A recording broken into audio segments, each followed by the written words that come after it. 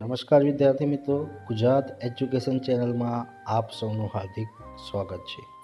તો વિદ્યાર્થી મિત્રો, આપણે ધોરણ 10ની અંદર ગાલા પ્રયોગ પોથીનું સોલ્યુશનની ચર્ચા કરી રહ્યા છે। વિદ્યાર્થી મિત્રો, તો અત્યાર સુધી વિદ્યાર્થી મિત્રો 1 થી 21 પ્રયોગોનું સોલ્યુશન જોયું। હવે વિદ્યાર્થી મિત્રો, આપણે પ્રયોગ નંબર 22નું સોલ્યુશનની ચર્ચા કરીશું। તો વિદ્યાર્થી મિત્રો, જો તમે આ ચેનલને સબસ્ક્રાઈબ ના કરી હોય તો સબસ્ક્રાઈબ કરવાનું ભૂલતા નહીં। અને ચાલો આપણે પ્રયોગ નંબર 22ની ચર્ચા કરીએ। તો સૌથી પહેલાં આપણી પાસે વિદ્યાર્થી મિત્રો છે પ્રયોગ કે હેતુ છે વિદ્યુત પ્રવાહને લીધે ચુંબકીય ક્ષેત્ર ઉત્પન્ન થાય છે તે દર્શાવો। તો વિદ્યાર્થી મિત્રો, આપણી પાસે જે પ્રયોગ છે એની વિશે આપણે ચર્ચા કરવાના છે। તો પ્રયોગ કરવા માટે વિદ્યાર્થી મિત્રો આપણને સાધનોની જરૂર પડે છે। તો સૌથી પહેલાં આપણી પાસે જે સાધનો જે છે એ સાધનોની અંદર આપણે જો વિદ્યાર્થી મિત્રો વાત કરીએ તો તાંબાનો તાર, હોકાયંત્ર, જાડું પૂઠું, અવરોધ, બેટરી અને આપણી પાસે શું મળે છે વિદ્યાર્થી મિત્રો? કળ અને એમીટરની જરૂર પડે છે। ત્યારબાદ વિદ્યાર્થી મિત્રો એની અનુસાર આપણે આકૃતિ દોરવાની છે। આકૃતિની અંદર આપણે વિદ્યાર્થી મિત્રો બાજુમાં જે અહીંયા ઉપર જે આકૃતિ આપી છે એવી જ આકૃતિ આપણે નીચે દોરવાની છે। ત્યારબાદ વિદ્યાર્થી મિત્રો આપણે ચર્ચા કરીએ આકૃતિ દોર્યા પછી પ્રયોગ કેવી રીતે કરવાની છે એની પદ્ધતિ વિશે। તો પદ્ધતિની ચર્ચા કરીએ તો આકૃતિમાં દર્શાવ્યા મુજબ વિદ્યુત પરિપથ તૈયાર કરો। વિદ્યુત પરિપથમાં બિંદુઓ X અને Y વચ્ચે એક સુરેખ જાડો તાંબાનો તાર શિરોલંબ ગોઠવો।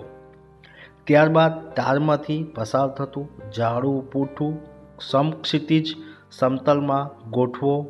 તાંબાના તારની નજીક એક નાના હોકાયંત્રને સમક્ષિતિજ રહે તેમ પૂઠા પર ગોઠવો।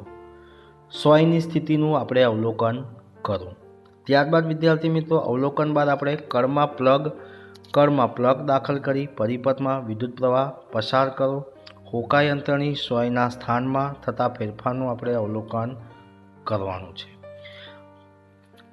ત્યારબાદ વિદ્યાર્થી મિત્રો આપણે અવલોકન કર્યું તો અવલોકનની અંદર આપણી પાસે વિદ્યાર્થી મિત્રો જાણવા મળ્યું છે કે વિદ્યુત પ્રવાહ પસાર કરતા હોકાયંત્રની સોયનું કોણાવર્તન થાય છે। આમ તાંબાના તારમાં વિદ્યુત પ્રવાહ વહેતા ચુંબકીય અસર ઉત્પન્ન થાય છે।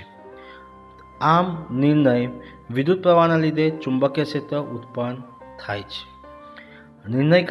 નિર્ણયની આધારિત આપણે વિદ્યાર્થી મિત્રો જે પ્રયોગ કર્યા છે એ પ્રયોગ આધારિત આપણી પાસે પ્રશ્નો છે એ પ્રશ્નોની આપણે પણ ચર્ચા કરીએ વિદ્યાર્થી મિત્રો।